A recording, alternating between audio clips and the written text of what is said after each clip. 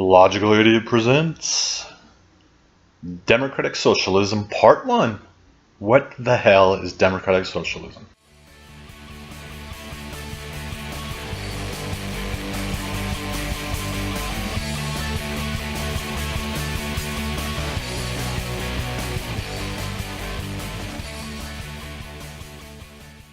Hello YouTubers, Logical Idiot here, and I thought I'd do a video entitled What the hell is Democratic Socialism? The socio-economic philosophy of democratic socialism has been in the news recently as a result of the presidential bid of Bernie Sanders. So I thought it'd be a good time to take a closer look and see exactly what democratic socialism is. Mr. Sanders recently gave a well-publicized speech on what he felt being a democratic socialist meant. So let me take this opportunity to define for you, simply and straightforwardly, what democratic socialism means to me. It means building on what Franklin Delano Roosevelt said when he fought for guaranteed economic rights for all Americans. And it builds on what Martin Luther King Jr. said in 1968 when he stated, and I quote, "This country has socialism for the rich and rugged individualism for the poor," end of quote. Huh? What the fuck? I will link to the full speech video below if you want to check it out for yourself.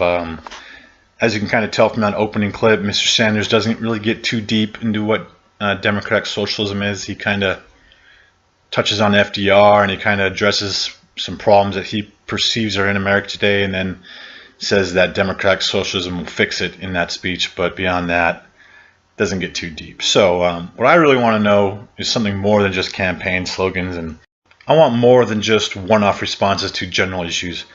I want to know exactly what democratic socialism stands for. Not what others say it stands for, not what Fox News says it stands for, but rather I want to hear what that group of people that call themselves democratic socialists actually says in their own words. I'm also very curious to know what steps the backers of this movement want to take to achieve that goal. So I had originally only intended this to be one video, but man, oh man, once you get into this shit, it gets pretty deep and it needs a lot of discussion and a lot of critiquing, in my opinion. So I'm going to try and do 3 different videos on this, and hopefully that won't be too many. I'm trying to keep them shorter. That's why I want to do 3 instead of doing 1 or just 2. But so the first video I do will focus on what democratic socialism actually is. I'm going to go over to the Democratic Socialists of America website, and in their own words, I want to find out what they believe, why they believe, that kind of thing. In the second video, I want to try and discuss how they plan on implementing their beliefs if and when they get power enough to do that. Obviously, you can't just go from a mixed capitalist economy and switch it over to a socialist economy overnight or in a short period of time. You got to take steps that will affect people's lives.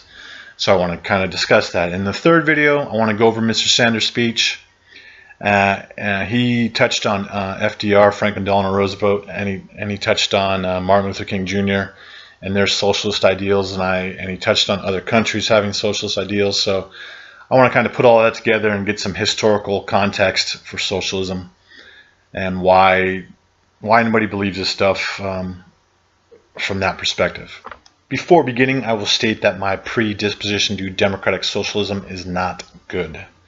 I have a bachelor's degree in business administration, and I am generally pretty well versed in the operations of businesses and the positives that mixed capitalist economies offer. Politically, I am a libertarian, so I am in favor of individual freedoms and as little government as possible. I am also a child of the 80s, so I may have a little negative indoctrination in seeing socialism as an offshoot of communism.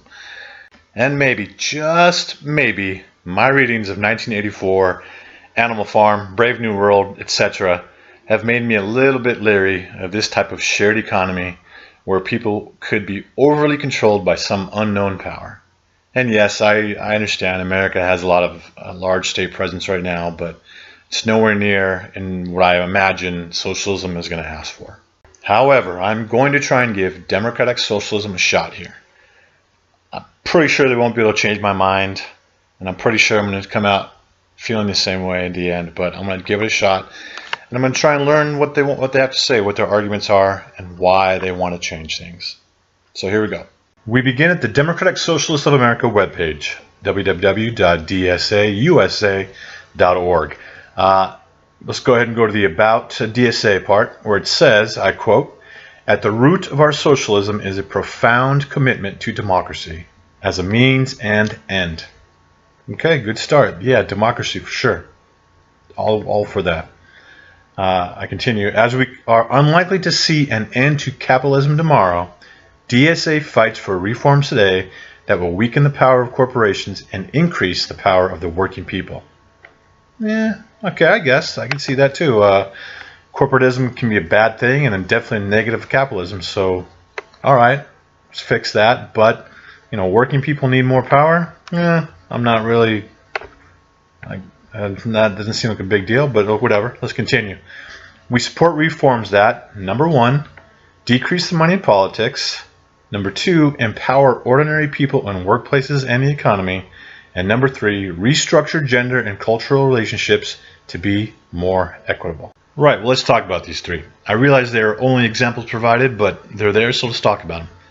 Decreasing money in politics. Sure, yeah, I'm all for it, and I can see where there is too much money in politics right now and where that is a problem. I think PACs and super PACs are organizations that should maybe be disallowed, and if they were disallowed, it would improve our political process.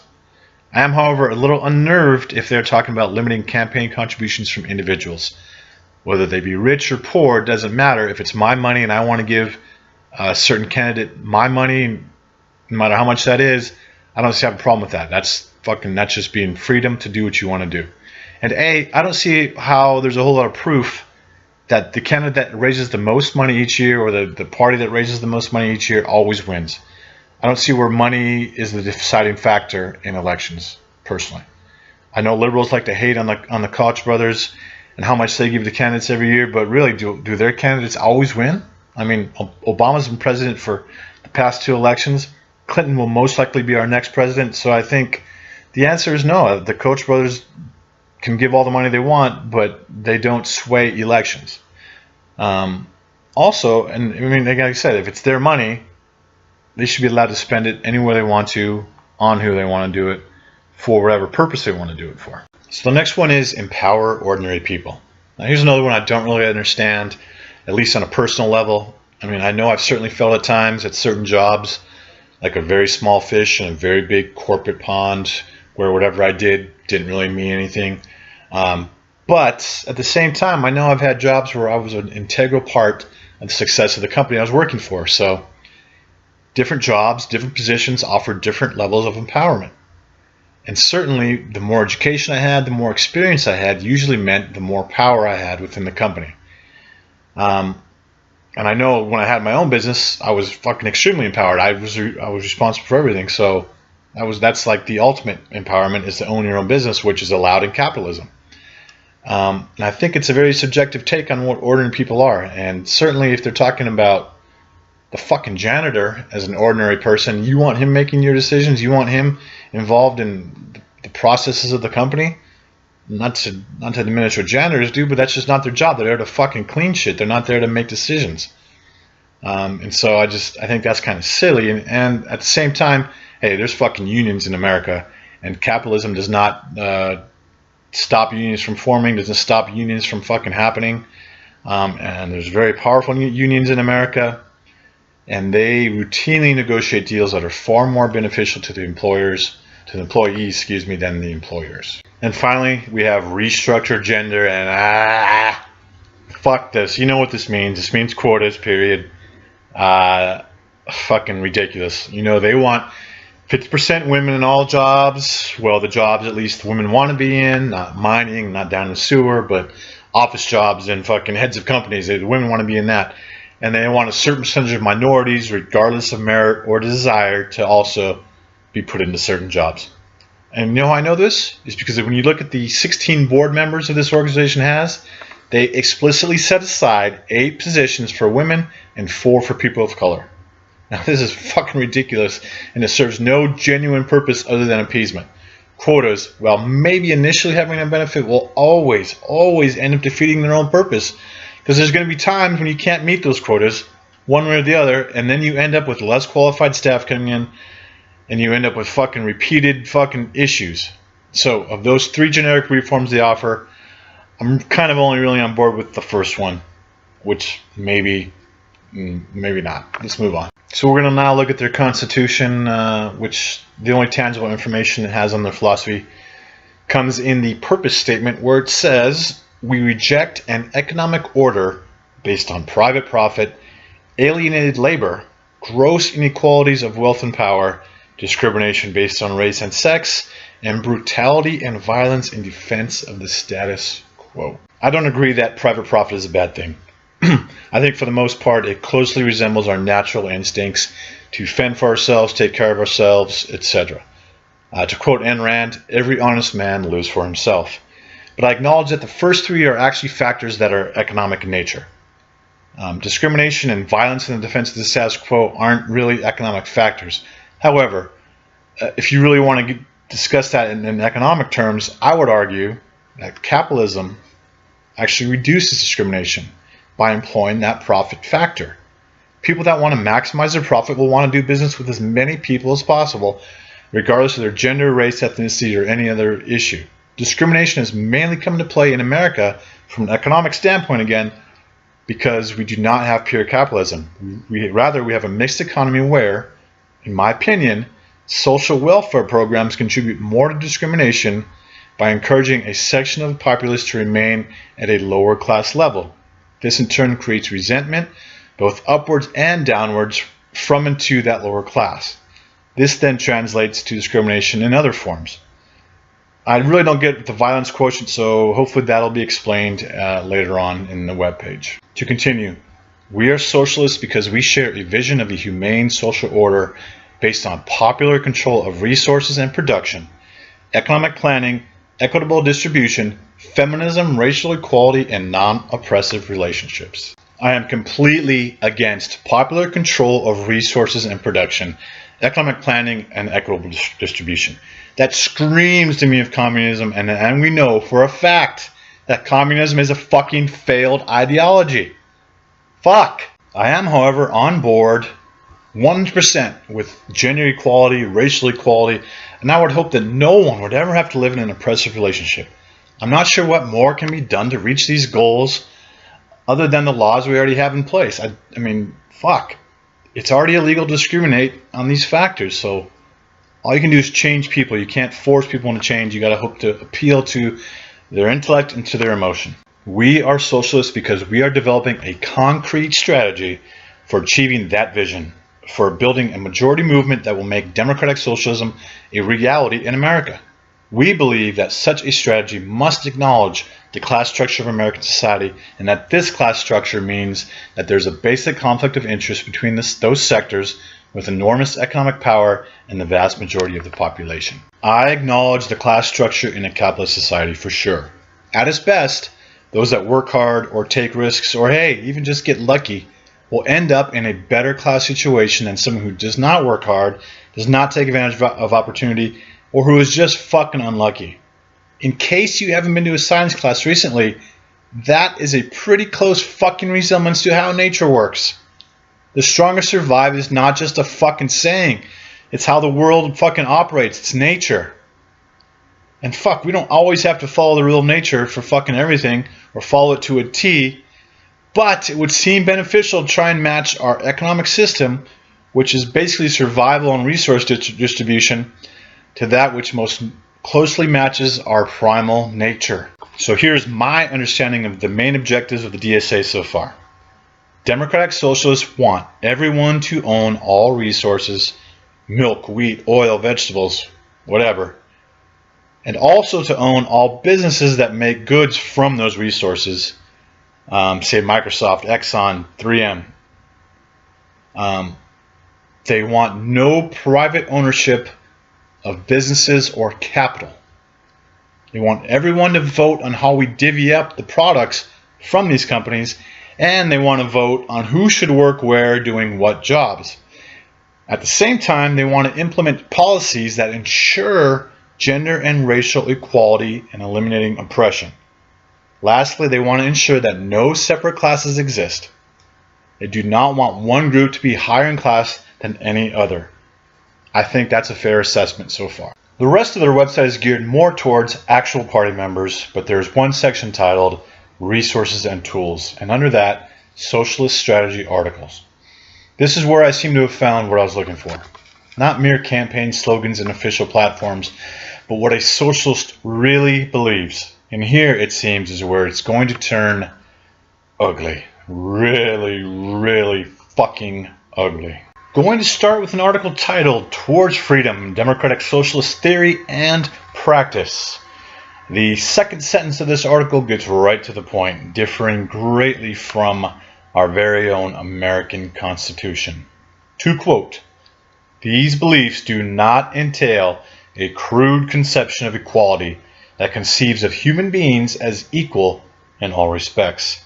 Rather, if human beings are to develop their distinct capacities, they must be accorded equal respect and opportunities denied them by the inequalities of capitalist society, in which the life opportunities of a child born in the inner city are starkly less than that of a child born in an affluent suburb.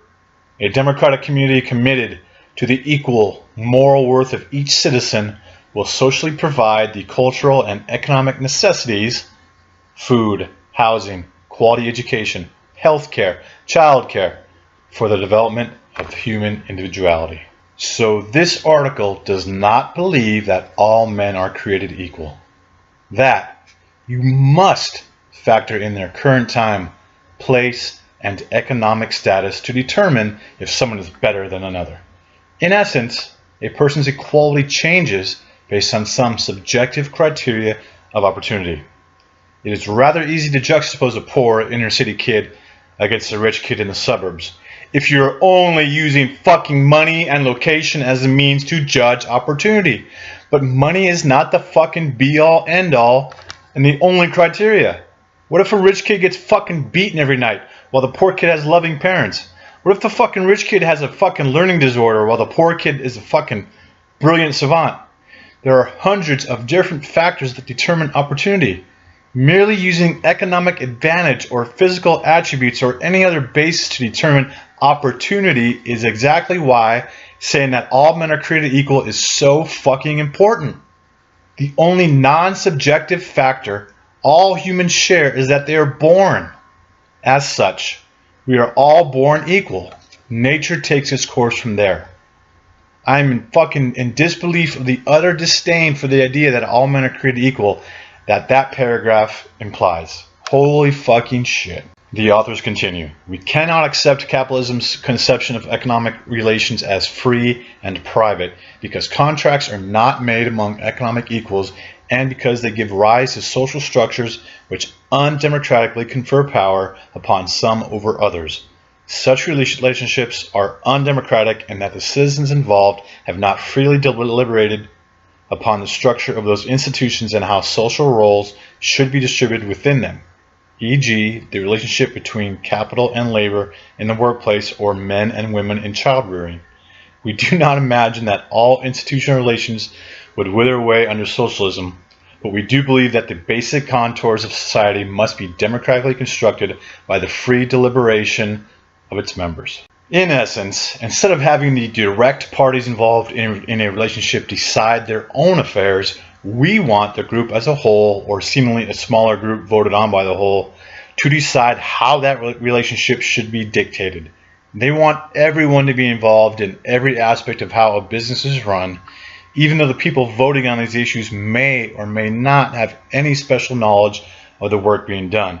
I do not see how that is better than what capitalism offers.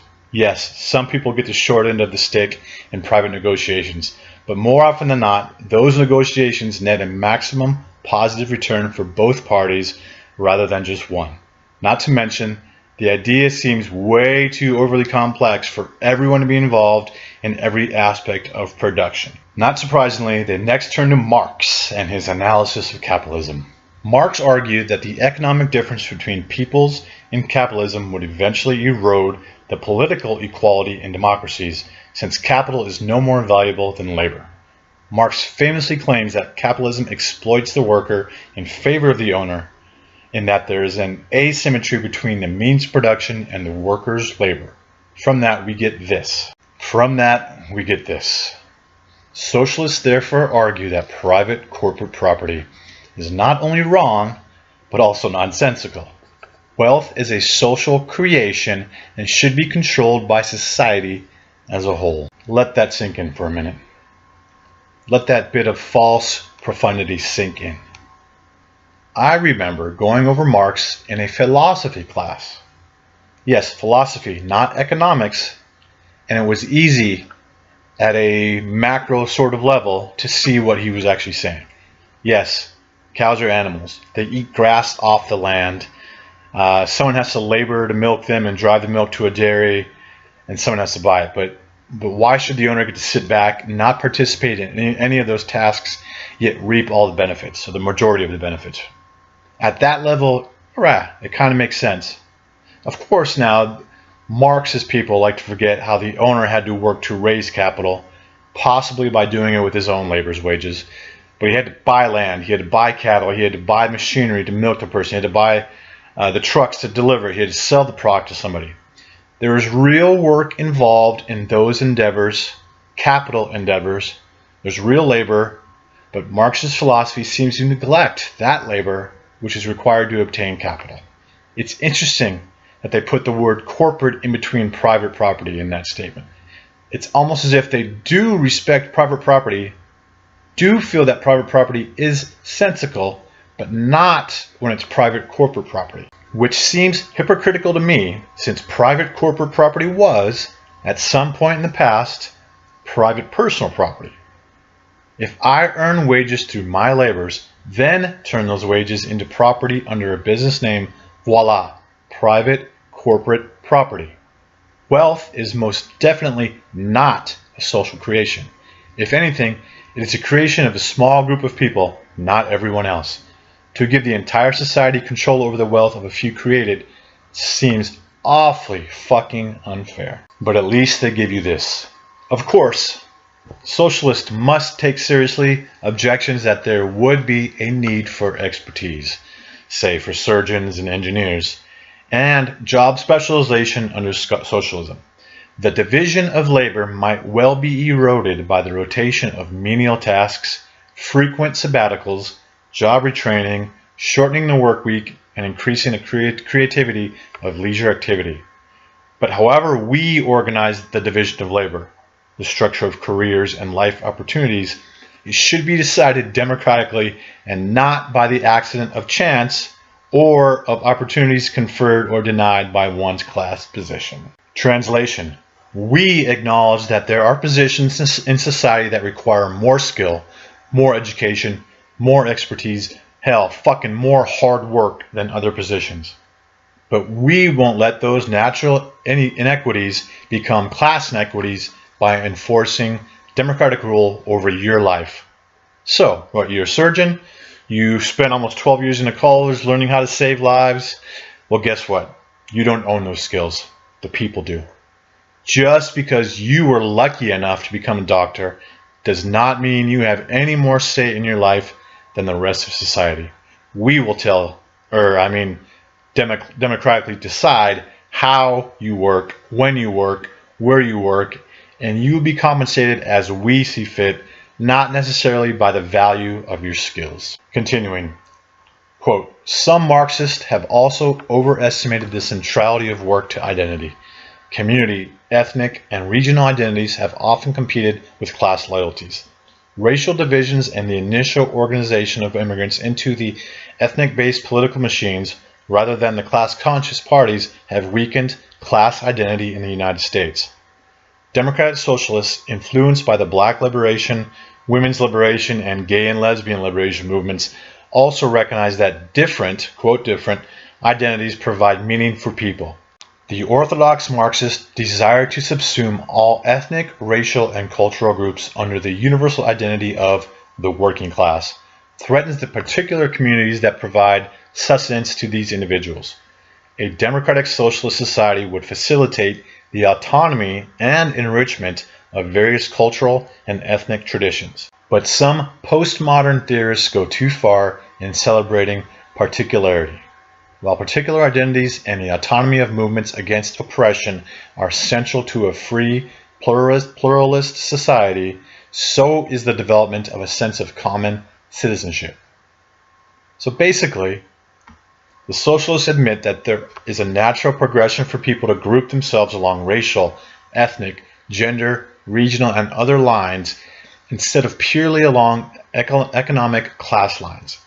So instead of our hope that the working class would group together and rise above the capitalist class, people have instead, this is the socialist speaking, have instead reverted to their own groupings, thus diminishing the working class. As a result, we must scrap Marx's original ideas and now alter our philosophy to specifically address the need of feminists, of minorities, and of gay fucking groups. This will allow the socialists to appeal to different groups that have historically and to even some degree today been underrepresented in leadership in society. The middle part of this article goes into strategies for implementing democratic socialism, which I will cover in the next video. The article ends with this: to fulfill the promise of political democracy, which is eviscerated by economic inequality, democratic socialists work towards a society characterized by equality, solidarity, and participation.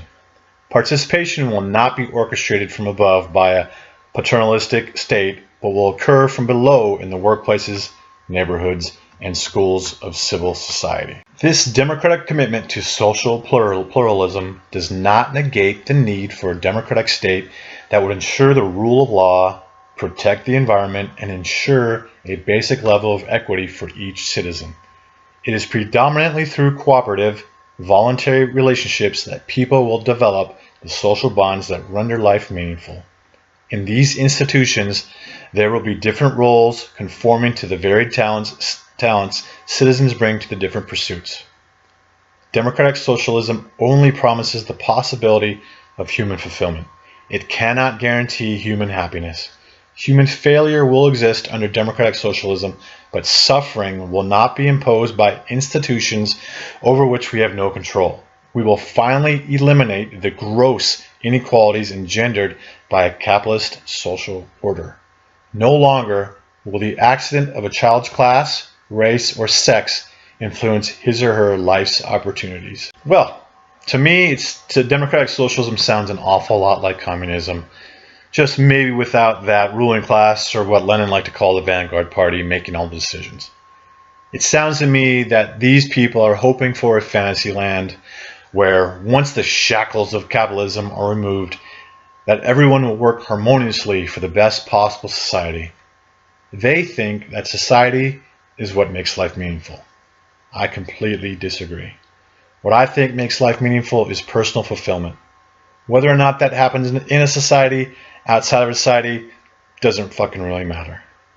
It seems democratic socialists are very overly concerned with making everything equal, when all you have to do is look at nature to see that very little in this world is equal. While it's noble to try and want that, which I do too, trust me, I would love everything to be equal, I think it's foolish to think that you can force people into equality or create social programs to construct equality. Why? Because in order to construct a society, an economy, or a combination of the two, you must first start by defining the parameters those things will be based off of. And that our world is a constantly changing place, you then must constantly change your parameters. But who will do that? Who will decide which parameters need changing and need tweaking, and when to change those parameters? Is society going to vote on these things every single fucking time? I mean, there's 100 different reasons why this will not work and does not work. And I think this system creates more questions than it answers.